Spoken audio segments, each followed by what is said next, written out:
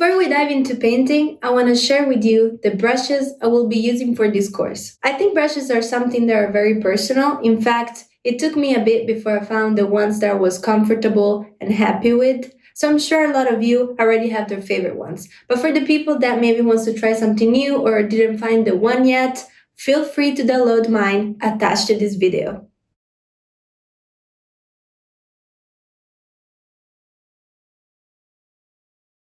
This is my liner brush. I like starting with this one because the line is not too strong and straight. It's very soft and you can control the size, but the amount of pressure you put on it. Nika Rule is the brush I mainly use to paint my artwork because I really like its roughness.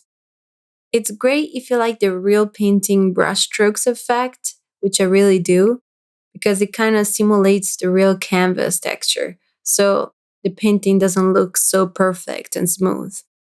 It's actually part of the default brushes of Procreate. The last one is a nice round brush that I utilize for details, and I use it in the areas I want to be more precise.